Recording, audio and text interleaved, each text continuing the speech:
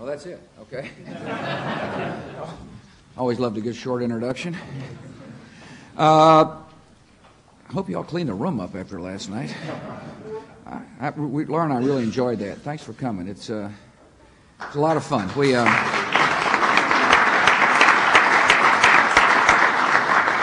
Everybody seemed pretty well behaved. I don't know about Coach, but yeah, I know it's hard to take him out. I'm glad members of my cabinet are here.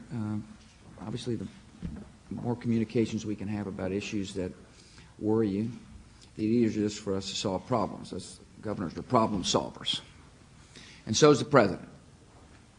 Our jobs are to identify problems and deal with them. And the best way to do so is in the spirit of cooperation. That's sometimes hard in Washington, I readily concede. This is not a town that thrives upon cooperation like most state capitals. But we'll continue to work hard to help you. Because by helping our governors, we really help our people. That's the job of a president. Yesterday in my toast, I said the war on terror goes on, and it does. I wish I could report otherwise, but that's not a true assessment of the world. We are chasing Al-Qaeda. We're dealing with rogue nations and proliferation. But the war still goes on, and as a fellow commander-in-chief, it's important for you to know that. And therefore, it's essential that we continue to cooperate on matters of homeland security. We'll have a robust budget in front of the Congress, and we expect it to be passed. Tom evidently has met with you all to talk about ways to make sure that the flow of money is expedited from the federal government to the state governments to the local governments, and that's essential. And I appreciate that he has convened a conference of governors and mayors and local responders to make sure that we all do our jobs well. That's the purpose of the meeting. I will tell you the response to emergency and/or threats has been, from my perspective, really good. Governor Easley and Governor Warner of Virginia had to suffer through a devastating act of nature, but the response between the federal government and the state governments and the local governments was more seamless than ever. And there was and I want to thank the governors and their offices of emergency preparedness.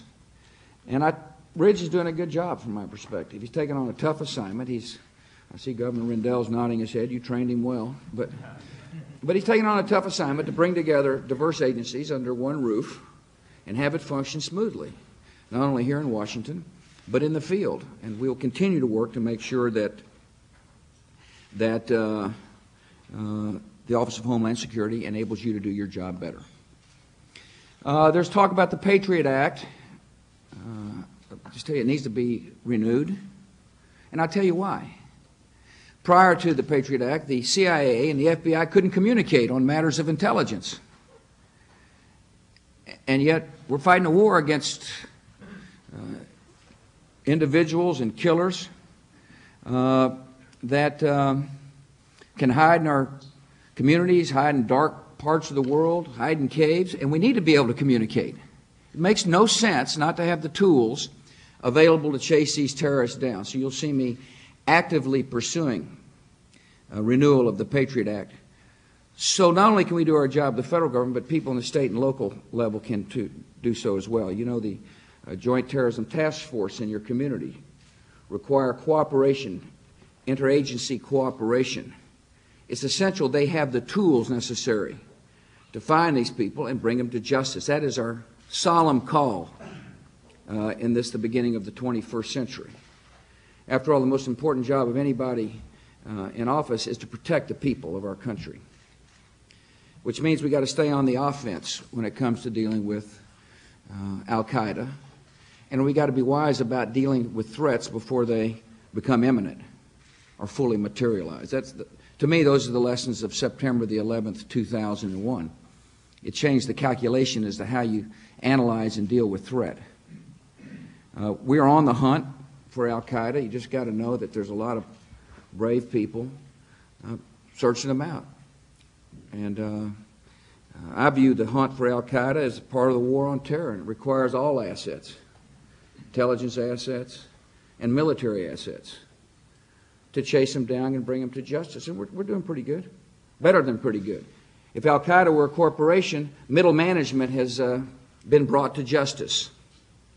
And that's important for you to know. We can take comfort about the progress we're making, but we got a lot more to do. And so we'll just stay on the hunt here out of Washington, D.C. As you know, I laid out some doctrine that said if you harbor a terrorist, you're just as guilty as the terrorist, and it's very important for an administration to follow through when they say something. It makes diplomacy a little easier when your word means something. And in al-Qaeda, our word meant something. The Taliban no longer is in power. We've still got work there to do, but the country is now more free than ever before. You ought to see the movie Osama. It's an interesting movie. It talks about what it was like to be a woman in Afghanistan during the Taliban era. It'll give you a perspective about what it means to be a governor in a nation which is willing to sacrifice not only for its own security, but for the freedom of others. When you hear us talk about being a liberator, that movie will bring home what it means to be liberated from the clutches of barbarism. A lot of my foreign policy is driven by the fact that I truly believe that freedom is a gift from the Almighty to every person, and that America has a responsibility to take a lead in the world to help people be free. And we're making progress in Afghanistan. We really are. I mean, just look at the fact that young girls are now going to school for the first time in a long period of time. Secretary Rumsfeld's wife and Karen Hughes and Margaret Spellings, who is my domestic policy advisor, they're on a plane right now heading to Afghanistan to continue the progress toward a more free society. In Iraq, obviously I made a tough choice. But my attitude is that the lessons of September 11th mean that we must be clear-eyed and realistic and deal with threats before they fully materialize. I looked at the intelligence and came to the conclusion that Saddam was a threat. The Congress looked at the same intelligence, and it came to the conclusion that Saddam Hussein was a threat. The United Nations Security Council looked at the intelligence, and it concluded that Saddam Hussein was a threat. My predecessor and his administration looked at the same intelligence and concluded that Saddam Hussein was a threat, and that's why Congress passed a resolve to remove Saddam from power. The regime change was policy for the government. And there's a reason why. Not only does the intelligence say that he was a threat, his actions said he was a threat. He had used weapons of mass destruction on his own people. He hid weapons of mass destruction from inspectors. In other words, he wouldn't be open. The United Nations Security Council, at my request, took a look at the issue one last time and unanimously voted to have Saddam reveal, disclose, and destroy weapons of mass destruction and or weapons of mass destruction programs, and if not, face serious consequences. September the 11th affected my way of thinking when it came to the security of the country. We saw a danger, and so I gave him an ultimatum. The world really gave him an ultimatum, and he refused. And rather than take the word of a madman whose actions had proven unworthy of leadership, we acted, and we removed him. And the world is better off for it, in my judgment.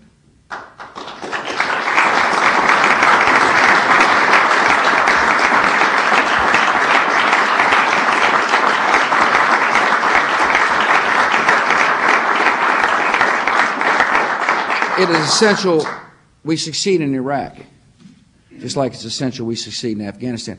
A free Iraq is an historic opportunity to help change the world. And I want to thank the governors for going to Iraq. I want to thank you for your, taking the risk to go and to say thanks to the troops on the ground, whether they be your Guards troops or reservists or whether they be active duty personnel. We can debate all day long about whether or not I made the right decision. But what is not in question is the bravery and skill of our troops. And I want to thank you for your support. Support for people who are serving a cause greater than themselves. People who are willing to sacrifice not only for our own security, but people who, by and large, when you talk to them, understand that the long-term consequences of a free Iraq will make us more secure.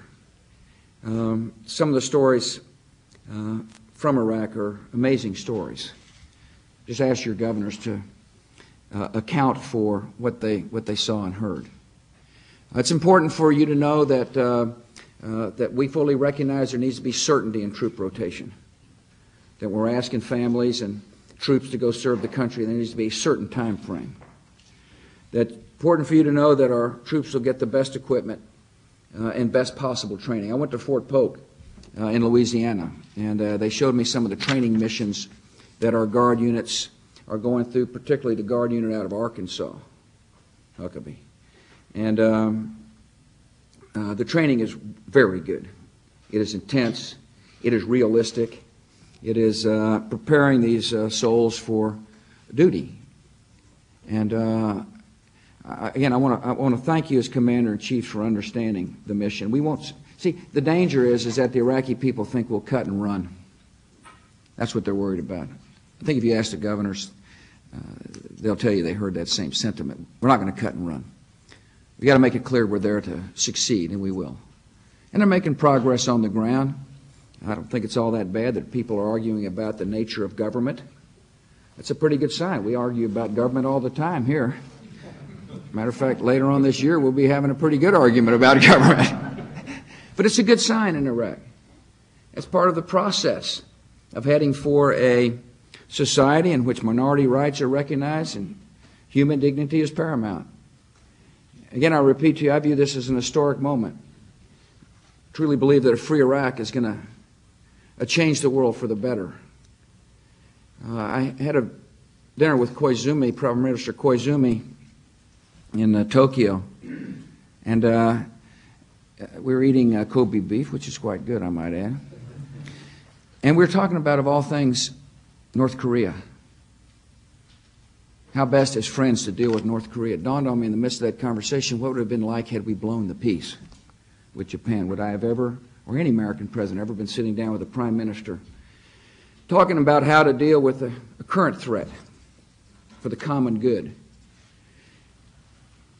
During the course of the conversation, I also realized that 50 years from now, when we get it right in Iraq, some American president will be sitting down with the leader of Iraq talking about the common good, how to maintain the peace, how to create a more hopeful society.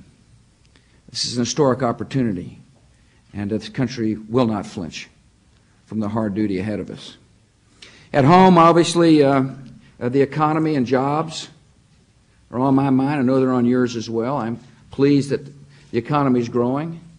A 5.6% unemployment is a good national number. It's not good enough, but it's a good number, particularly since what we've been through, which has been a recession, an emergency, and corporate scandal, and war. And yet the economy is growing, which is a good sign. My view of government is to create an environment that is good for the entrepreneur, that encourages capital formation, particularly among small businesses. The tax relief we passed not only has put more money into the pockets of individuals, which I believe is good when you're trying to come out of a recession, but it also helps small businesses. Remember, most small businesses in your states are sole proprietorships or subchapter S corporations. That's a fact. And when you cut income taxes, all taxes, not a few, but all, you're providing additional capital for subchapter S and sole proprietorships. And if you're worried about job growth, it seems like it makes sense to give a little fuel to those who create jobs, the small business sector. So I'll vigorously defend the permanency of the tax cuts, not only for the sake of the economy, but for the sake of the entrepreneurial spirit, which is important in your states. It's important that people have got incentive to create jobs. Not only is it good for for those people looking for work, it's good for the soul of the country, for people to own something. We want us to be an ownership society in America. There's more to do. We need an energy bill. We'll try to get one out of the Congress here. We need tort reform. Seems like to me We need tort reform for class action. We need tort reform for asbestos. We need national medical liability reform in order to help control the rising costs of health care. Associated health care plans, I hope you support these. These are opportunities for small businesses to pool risk in order to better control the cost of health. That's where the focus ought to be. How best to address the rising cost of health care, and this administration will continue to do so for the sake of jobs. Less regulations, obviously.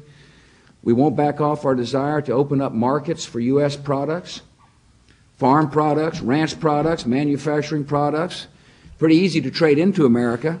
What's hard is for Americans to trade into other countries. And so it's important for the administration to continue to focus on trade and the benefits of trade here at home.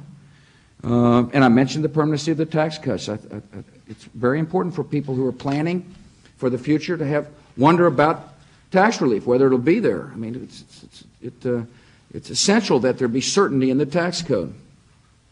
We also recognize that these are changing times. The economy is changing. People go to work in different ways. And therefore, the policy ought to reflect that. Policy ought to reflect it through health care, where people have got more control over their health care decisions. Health savings accounts are one such way to do that. The education system is vital, however, as the economy changes. People have got to be prepared to work in the changing economy.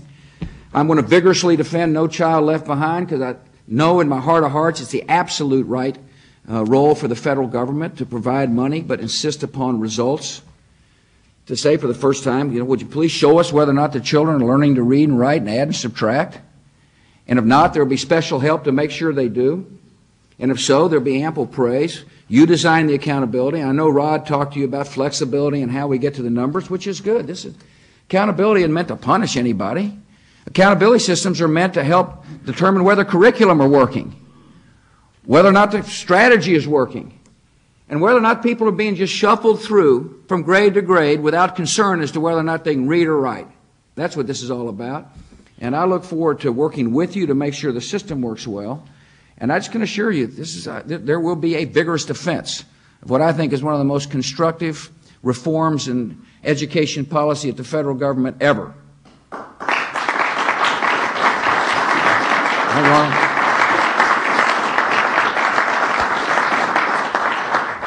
We put out some policies to encourage reading and math programs for high school students who are falling behind, additional money for advanced placement for low-income schools, increasing larger Pell Grants for students who prepare for college by taking more rigorous courses. And of course, I've always felt that the community college system provides a great opportunity for job training. Elaine will talk about that to you. The community colleges are available, affordable, they're flexible. We don't need to be training 500 hairdressers for 50 jobs which exist. I mean, the system ought to be designed toward meeting the demand of your employers, and a good community college system will make it much easier for governors and mayors to attract jobs to your communities. And I know a lot of you have used your community college system wisely. Governor Napolitano, I was in Arizona, went to the Mesa Community College System. It's a fine community college system. One of the interesting stories there, a lady worked for 15 years as a graphic design artist, and she went to the community college system to help get the skills necessary to become a viable employee in the high-tech world. And her starting pay, I believe it's called Cable One, was higher than her 15th year as a graphic artist because she took time with government help, I think a Pell Grant in her case, to become re-educated. So we got money in our budget to help invigorate the community college system. Another issue that I think we need to work on, is welfare. They need to reauthorize welfare. Hope the Congress will reauthorize welfare. Welfare reform had worked. You need to have certainty as you plan on how to help people become less dependent on government. We need a welfare reform bill, and we'll push it here in Washington. And finally, the faith-based initiative, I want to talk a little bit about that. My attitude is if a program works, let's use it. If a program can help save somebody's life, it seems like to me that program ought to be allowed to access monies aimed at helping people help themselves. And yet, that's not the way it was here in Washington. Faith-based programs were discriminated against. There was a process argument. And governors are results-oriented people, and so am I. And it seems like to me you ought to have the flexibility, and people at your grassroots level ought to have the flexibility to access taxpayers' money if they're able to meet common objectives. Now, and so I couldn't get the bill out of the Congress, so I just signed an executive order which opened up federal grant money to faith-based groups on a competitive basis. We're also making sure that our bureaucracies don't say to faith-based groups, you can't be a faith-based group. If faith is a part of being an effective program, it doesn't make sense to say to somebody you can't practice your faith. And so we recognize here in Washington faith-based programs are a two-way street. One, there's a federal interface, and two, that sometimes can be frightening to people of faith. And by the way, I'm talking about all faiths. This isn't just a single faith. It's Christian, Jewish, Muslim faiths, all of which exist because they've heard the universal admonition to love your neighbor like you'd like to be loved yourself. And so I want to applaud those of you who've set up faith-based offices and encourage you, if you haven't, to do so. There is a lot of federal money available to effective providers of social services. One such program is going to be the $100 million drug treatment programs, where now vouchers can be issued to people where they can choose where they go, whether it be a kind of a clinical program or a program designed to help change somebody's heart. By the way, if your heart gets changed, it's a lot easier to quit drinking. I know. And so it's and so this is an opportunity that I think is a viable opportunity for governors and states to really help people. And that's why we're in office, isn't it? Is to do the best.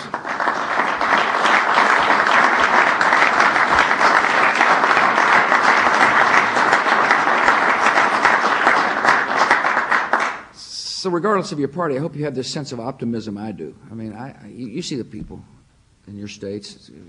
We are lucky to be leaders in such a fabulous country. We really are. Good, honest, decent, honorable people. We've overcome a lot. There's more to do. There's a lot we can do together. And so thanks for coming by the White House. That's my pledge. This is going to be a year in which a lot of people are probably going to think nothing can get done, right, because we're all out campaigning. Well, that's not my attitude. I fully understand, it's going to be the year of the sharp elbow and the quick tongue. But my pledge to you is we'll continue to work with you. You got to do what you got to do, in your home states in terms of politics. But surely we can, shuffle that aside sometimes and focus on our people. Do what you were elected to do and what I was elected to do to make this country hopeful. And so thanks for coming by. I'll be glad to answer a couple of questions. You're out of here.